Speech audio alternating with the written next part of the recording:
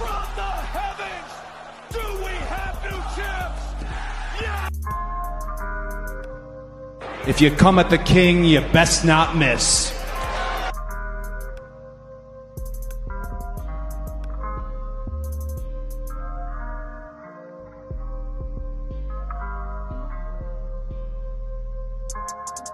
Ladies and gentlemen, the winner of this contest, and new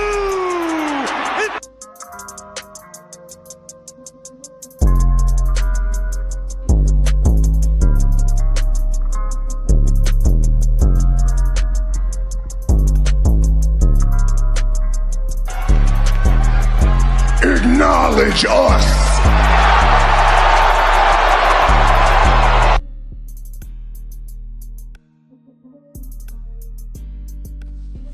Hey guys, we're here at the Red Carpet Ring, guys. We are here to talk about WWE SmackDown from Barcelona. Street Profits finally win tag team championships. Let's talk about it, guys. Get the likes as we come into the ring. We're going to talk more about it. We're going to go over SmackDown. We'll go over what happened on the show, everything. And we'll, of course, go over current events in the bonus round. Why WWE doesn't ever need to buy TNA. So let's tune into that. I got more to talk about that. I talked about the TNA thing before, but I'm gonna pretty much follow what I said before. But let's talk about it. Now, the match card, had championship goal going on. But, a lot of stuff going on. Let's go over the first thing. All right. First thing we going to talk about was a tag team match. We had first LA Knight come out with United States Gold. He did have Jimmy Uso coming out, not to congratulate LA Knight, but to challenge him to a match for the US Championship. Then we had Solo come out. Him and Jimmy had a good, back and forth. So there was a good opening segment of the show. And then next thing you know, we end up having all these guys start brawling out. And then Nick Aldis announced it would be Solo, Jacob, and Tama Tonga versus LA Knight, Braun Strowman, and Jimmy Uso. So very good tag team match. A lot of energy from both teams. Very good way to kick it off. The crowd was very, very into it. LA Knight, they definitely root for him. Braun Strowman, of course, run the outside of Strowman Express. Everything. It ended up being LA Knight, Strowman, and Jimmy Uso getting the win over Solo, Jacob, and Tama Tonga. So that was the first match of the night. Let's go over the second match of the night. Now we had B-Fab versus Charlotte Flair. First time ever. It's not my best favorite match, but I see they're trying to showcase B-Fab more and pretty much give Charlotte an edge, make her look strong ahead of the WrestleMania match against Tiffany Stratton. So with that going on, it looked like B-Fab was getting some offense. It looked like she was getting in there. It was just it looked kind of awkward at times because B-Fab just don't have that much experience compared to Charlotte Flair. Meanwhile, Charlotte Flair ended up tapping B-Fab out, to the figure 8 leg lock. However, afterwards, Tiffany Stratton came out to attack Charlotte Flair.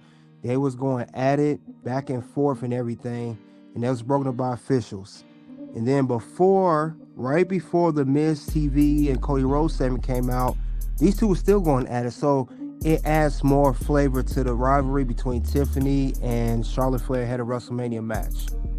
Speaking of which, let's go to MizTV. Now, he had Cody Rhodes as a special guest, WWE champion. Cody Rhodes, he ended up, The Miz was already upset that they interrupted his segment with Tiffany and Charlotte still brawling. And then he said stuff about Cody that, unlike him, he defeated John Cena at WrestleMania years ago. And then he told Cody to hurry up. He don't have time for this. Cody came in, took him out, hit with the crossroads. And Cody told, Cena crowd that he said he don't want to talk to Miz or anybody else. He only wants to talk to John Cena. Next week, SmackDown's in, I believe it's in, I want to say Italy next week.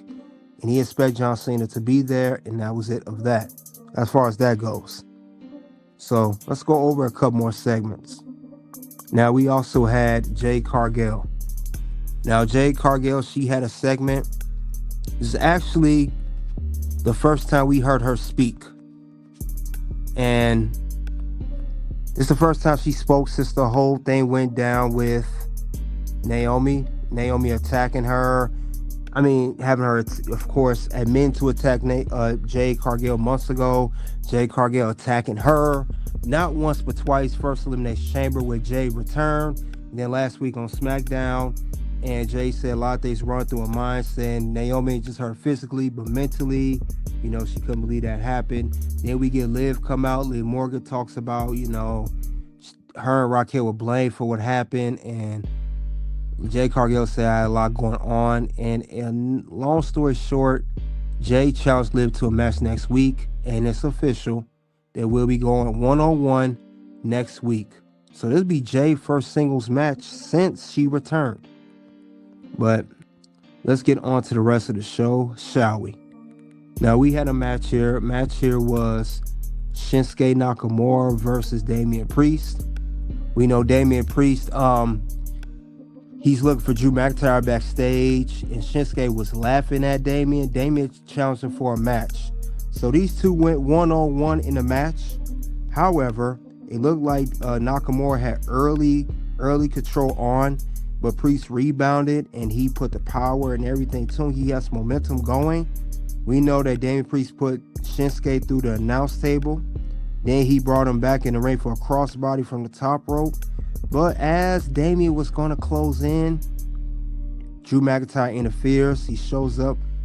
The match ends in disqualification. Damian Priest wins by DQ. Drew, he went in on one. He took out Damian with steel steps, claymored him, everything. And of course, Drew had the smirk on his face afterwards. So that was wild. Next match on the card, we had Carmelo Hayes versus Randy Orton. It was a very good match. I know Carmelo tried to shake hands with Randy Orton, and Carmelo Hayes pulled it away. Very good heel thing by Melo, and Randy Orton immediately responded with an uppercut. But both of these guys are definitely going back and forth. Definitely going back. And Carmelo has some good. He had the first 48. He has some good offense going in. Very good offense. It looked like that Carmelo was trying to get close to beating Randy, but to no avail. And Randy Orton, of course, he came back. Randy Orton, once he get going, you can't stop him. And he hit Carmelo with the RKO. And that was it. 1, 2, 3. That was it. Now, once he did try to hit Carmelo with a punt, Carmelo was pulled out by the Rainbows by Kevin Owens. And Carmelo, once he was out of the way, it was just Randy and Kevin going at it. So they definitely bring more to it. And the crowd was really behind the punch between Randy Orton and Carmelo Hayes, I want to add. So Barcelona, they definitely was behind it though. And I like the part in the match where Carmelo Hayes used a springboard DDT. So very good, smooth match by Carmelo Hayes and Randy Orton. Let's get on to the next match of the show. We had a surprise. Gunther, the World Heavyweight Champion, came out. He was talking trash when he came to the ring. Surprise opponent was Axiom. Axiom, he put on quite a show. One half of the NXT Tag Team Champions. I saw Axiom was definitely giving Gunther some go.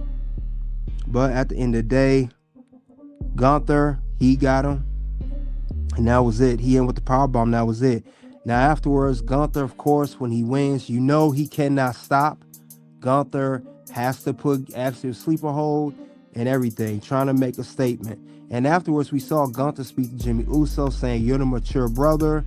He needs to tell him that Jey Uso still needs to hold off this WrestleMania match at WrestleMania 41.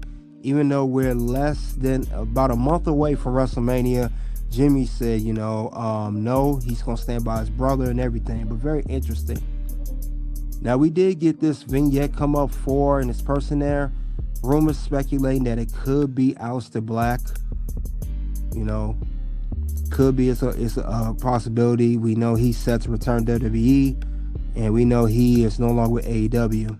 So, but definitely let's keep that in mind too. But let's get on to the main event. Main event for Tag Team Gold. We got DIY versus Street Profits. Great match. Ford and Dawkins, they were hungry, and they showed it.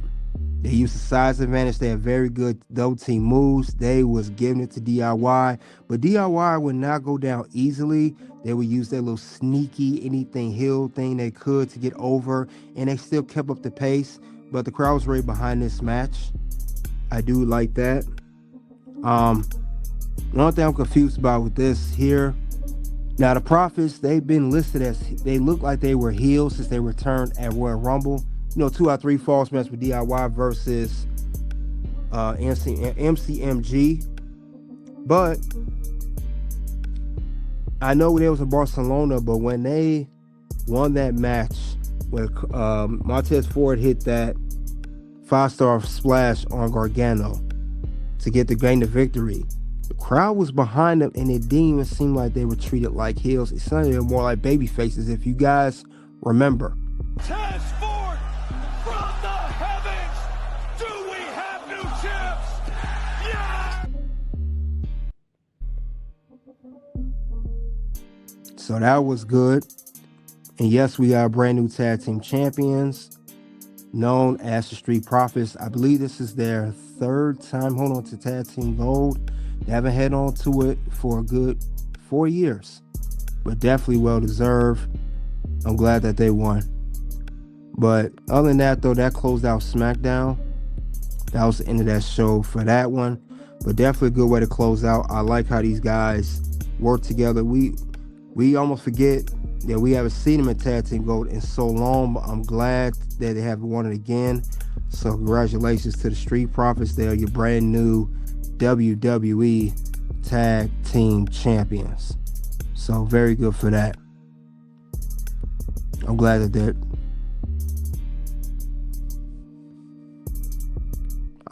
the tag team champs. So congratulations to them and all the work that they put in, because it's well deserved. I'm so glad that they won. So that's a good thing. But other than that, though, guys, that was the end of SmackDown. I'm gonna go over my review right now, what I thought of the show. So let's check that out. All right. Talked about everything that happened on SmackDown. A recap. 4 out of 5. I think it was a very good, solid show. 4 out of 5. The crowd was really intense. It was behind everything, especially Profits, and especially behind the opener of the match, the tag team match, 6-man in here. So definitely good. You guys let me know what you think of SmackDown. But we got to go over what went wrong with SmackDown, and we'll go over that right now. I've been saying this before, and I'm going to say it again. I am tired of this Cody Rhodes segments toward John Cena. I'm actually more anticipating for John Cena to show up more than anybody else, because every episode, whether it's SmackDown or Raw, or every week on SmackDown, Cody Rhodes always got to say something about John Cena since he attacked him. So let him do it, and let's get this over with, please. You know what's gonna happen? No. Words? No. You just made the list. So yeah, hopefully that gets going. Another thing that went wrong as well that I did not like here, that was a big issue on this episode. Charlotte Flair was trying to be Stephanie Walker with her own move. You remember this one point in the match? The match was lousy between B-Fab and Charlotte, no doubt about it. But if you guys follow NXT like I do, you guys saw that Charlotte did this one move, and it was really cringe. It's underway here in Barcelona. Monday Night Raw will be in Brussels.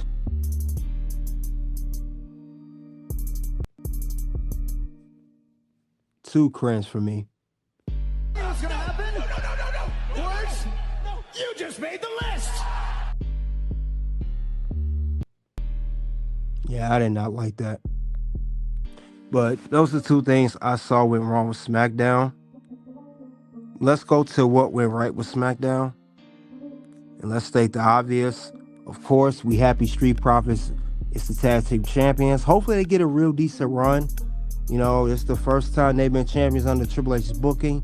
Hopefully Triple H do not, you know, he books this right. He don't fumble the bag. But congratulations to the Street Profits once again. Yeet. So congratulations to the Profits again on that. Gotta give them their props on that. Another thing we saw that went right with the show, I still see it. I've been talking about this for a while. Jacob Fatu still on the tear. They're still building this man up. Expect Jacob Fatu to be in the WrestleMania main event in the next couple years. Expect Jacob Fatu to be United States champion in the next 6 months. They're going to do something big with him after this solo run is done. So that's great. That's a plus in my book. Yeet.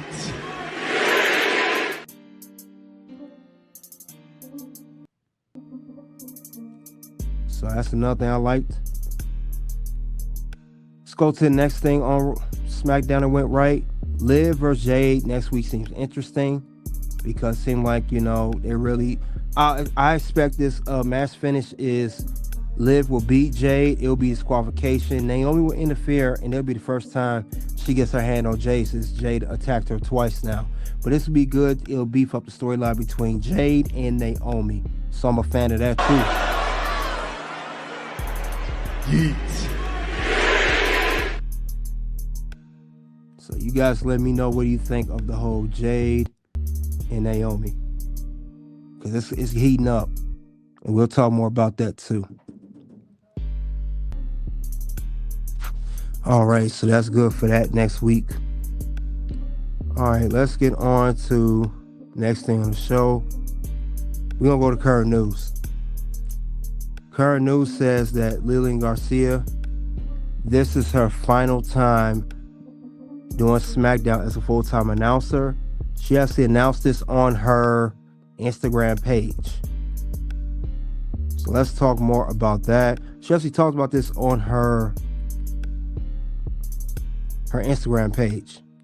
Wow, wow, wow. Oh my gosh, what an incredible night. España, de verdad, ustedes fueron una maravilla. Barcelona, increíble. It was just absolutely incredible. And even though I'm an American, I actually grew up here in Spain.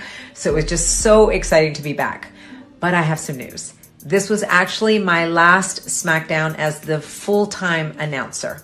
There's just a new era upon us. Things are being shifted around. However, I am going to Saturday night's main event on NBC and Peacock, so I'm very, very excited.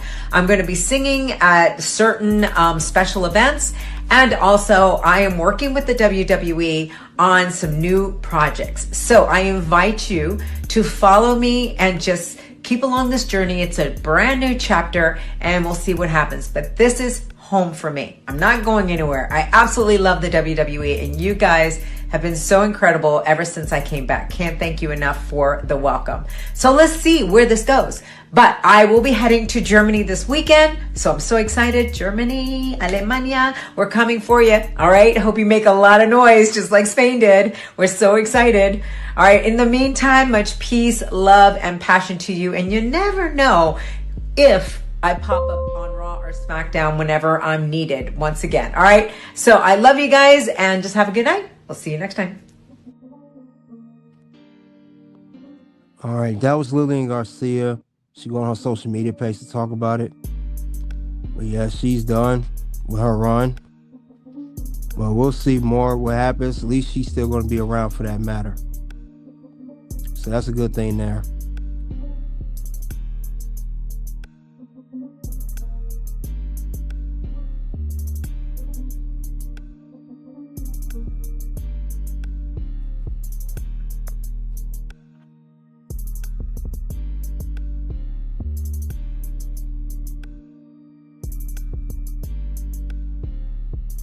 So it's good that she's going to be back. It's good that Lillian Garcia will be back. She'll still be around.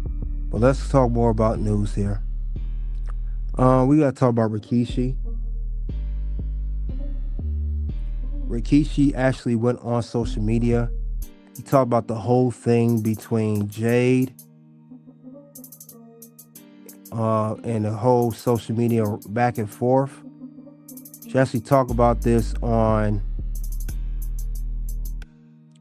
He actually talked about this on his channel. So we had an update from Rikishi. Let's see what he had to say. Now he went and talked about this yesterday. He talked about Jade Cargill, what she said about him on social media, the Jade and Naomi back and forth. His thoughts on that, because he did the first one before I talked about, but here's an update here. So this will be an update from before. Right now, your daughter-in-law has admitted that she was the one that attacked Jade Cargill. What are your thoughts right now? Well, I'm baffled just like everybody else out there. I'm baffled. I'm hurt. I'm confused. I mean, I mentioned this last week. And, I posted up a photo of all four of us, on my page on Instagram. And, I love these girls, both girls, right? Unconditionally. But to see this happening in front of the whole world, man, I'm confused, and I feel like, I'm torn apart between the two from the friendship. What is it that a father can do to try to make this right amongst these ladies, damn near wanting to kill each other out there, And so, hey, I'm just like everybody else. Until I have yet got a chance to sit down and, I want to talk to both of them. I want to be able to sit down and, find out, like, we can meet at the Waffle House. We can meet wherever, you know what I mean? Somewhere where it's private, and kind of sit down and talk to him. And this is the reason why, I'm going to call out to all the fans out there. Because, there's got to be something behind something that would make this so-called, fight between the two that has come boiled up to being the most, talked about thing on the internet, besides my son being the, WrestleMania main event. So, I'm going to open up the phone lines. I think I want to do that every week until we can all try to figure out, what the hell has happened between Jade and Naomi. Big Keish, we are going to get to a phone call right now, but before I get to that phone call, you said that you would like to sit down and talk to both girls. Well, one of those girls already has a message for you, and today, as a matter of fact, on Twitter, Jade Cargill tweeted, and I quote, "I don't give a damn." She tags you. I mentioned a playbook earlier, and let's gotta address the elephant in the room. Let's go back to 1999, Big Keish. My question, and I think a lot of other people's questions. I already know what you're gonna ask me, Joey. What's that? Am I missing something here? Is this thing here is like heated up this bad to be able to call each other out like this? I had nothing to do with this thing here. And yet, you throw my name in this thing here. And so, at the end of the day, I'm going to get down to the bottom of this, find out exactly who was right and who was wrong. Because, it has to be something, or is it something that bad that you want to end each other's career? Is it something... I mean, is there, I don't know. I'm confused. Again, I'm hurt. I'm sad because I love both of these girls. Damn it. It's a beautiful thing to see young ladies, black excellence, to rise to the cream of the crop. And now here we go. Here we go again. We gonna go after each other. There was nobody else we can go against. So there's got to be a way where this thing needs to be fixed, and it needs to be finished with. I mean, this thing here has been, I was a very happy papa, very happy man. A couple of weeks ago, 3 weeks ago, or however long when my son won the Royal Rumble. Right. then to come from that big celebration to now, to this. This has come just as top of the news as everything worldwide. As these two best friends are now all of a sudden, did Bianca have something to do with it? I don't know. These are the questions that we all need to know, right? I don't know. Was there something happen between Bianca and, Naomi?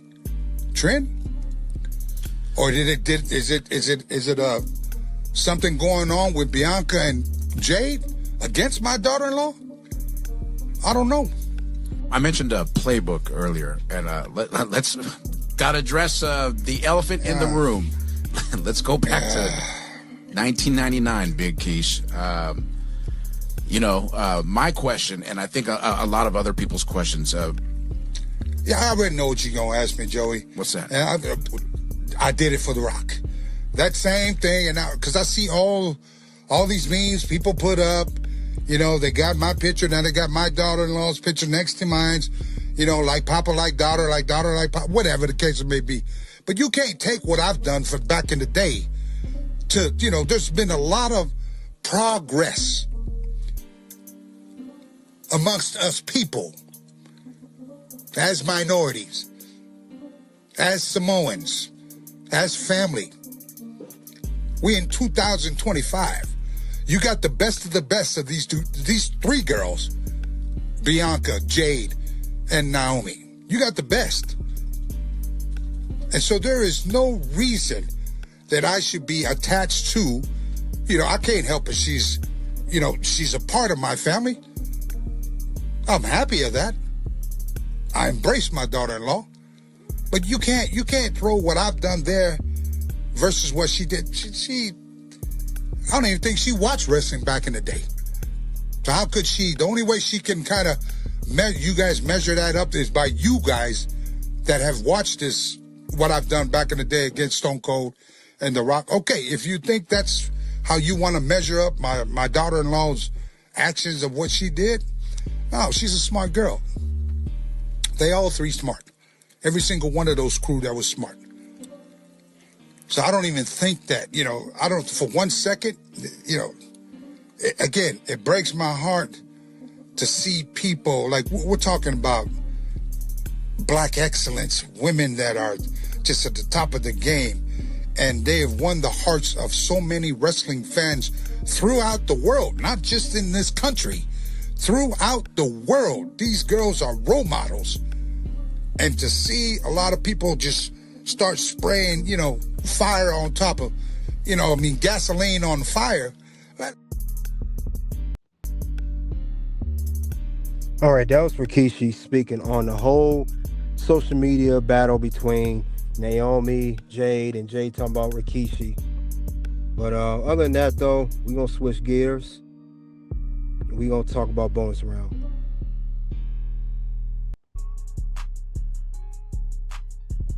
All right, bonus round here. We're going to talk about why WWE doesn't need to buy TNA. So we're going to talk about it. Like I said, I talked about this before, but it's going to come up again. All right, we're going to talk about why they don't need to buy them. For one, WWE is already up with numbers on its own. WWE is already at an all-time high. They don't need to go any further than what they have to do. They've been hitting ticket sales, gate sales, all sold out arenas, sold out shows, whether it's Raw, SmackDown, NXT. They don't need to do that anymore. So I think with that going on, WWE can hold its own. It doesn't make sense for them to buy TNA, especially since they just had the merger done of being with TKO created that owns both WWE and UFC. So let's talk about some other reasons too. Another reason I would say too, TNA is doing well since its partnership. If you guys looked at, they have a great partnership going. We see the TNA PLEs, the events, NXT is already partnered up with them. We see that, so it's doing well. It does not need to do anything else. TNA numbers have gone up as well, just like NXT and WWE numbers have gone up. Now, I know they have TNA Plus, a great subscription service similar to Peacock or the WWE Network. So they have that. But they don't need to be bought out by WWE. And I think the partnership is working well for both ends. If you look here, when it comes down to it, they don't need to merge. TNA has their own events, and they have NXT people coming at TNA events. We saw this recently with TNA Sacrifice. For the TNA Knockouts Women's World Championship, for Masha Slamovic's champion defend against an NXT star, Cora Jade. We don't need to see that, We see that with Genesis. We don't need to see that. So, and we said NXT Roadblock. So I think they're doing well with the merge. So it's helping them out. And like I said, TNA still have their own events that's doing well. TNA Bound for Glory, that was one of the best Bound for Glories ever in this past year. And this is their WrestleMania in Detroit. And they still have Slammiversary, another PLE for TNA that did well. Slammiversary is one of their big events of the year as well. So there's no reason for them to do that. I don't really see why they need to partnership. Now, I said before that WWE needs to purchase TNA, but they don't. And also because of that, WWE does not need to absorb TNA's contracts, employees, everything. They could just do a partnership. There's no reason for them to do that. All they have to do is just partner up, keep a good, healthy partnership, and I think they'll be fine. We see that. When we see these great events, Genesis, Sacrifice, Bound for Glory, there was NXT people there as well. Slammiversary, I don't think there's any NXT people there, but the partnership just recently got extended, and I think it's going to help everybody at the end of the day. Both companies are going to benefit well. This partnership was way better than the TNA and AEW partnership, way better. So there's no need for that. There's no need for that at all. No need for that. So I think this would be a great deal. And if they buy them out, I believe that if WWE buys out TNA, it's going to hurt them both instead of helping them. Because they'll hurt TNA because if you guys already know, if you don't follow TNA, about a good quarter or half of the people that was at TNA, they were former WWE talent. We got Nick Nemeth, formerly known as Dolph Ziggler. Ashby Elgins, formerly known as Dana Brooke. We have Elijah, formerly known as Elias. The Colons. A lot of former WWE talent. So with the new WWE in the direction that it's going, they don't need the old talent. And if they buy TNA, they'll absorb the contracts. They'll get the library, but they'll absorb old people that they didn't need. And long story short, they'll end up releasing them for a second or a third time for that matter. So that will hurt both companies. And they already just went through the whole thing with TKO and being bought out by TKO, and they already with UFC. They don't need to tie another company to this name. WWE just got bought out, so it don't make sense. But that's my whole take on that. And I think that'll help everybody at the end of the day. And I hope the partnership never ends either. I hope it continues. WWE and NXT, great partnership. It's a 1-2 combination. 1-2 punch combination. It's the best partnership I've seen of any two wrestling companies. Big company, small company, independent, don't matter. It's a great partnership. You can't beat that. And I think that's what WWE and TNA have embarked on, and they're going to continue to thrive. But that's all I have regarding that, guys. You guys let me know what you think. Do you think that WWE needs to purchase TNA? Yes or no? I would say no. I initially said yes, but now looking at it, how the partnership's been going on, how it's continuing, and how it's helping talent on both ends from TNA and NXT, there's no need for it. Check out the content here at Red Carpet Ring. Until then, guys, you already know what it is. It's OUT, and we talk about SmackDown from Barcelona. Street Profits finally win WWE Tag Team Gold. OUT. Something happened this weekend. And I have been struggling with it since I retired. But this weekend gave me closure. Wow. It really did. Like, it was fun. Obviously, it was fun. I mean, you can't, doing this for as long as I have and be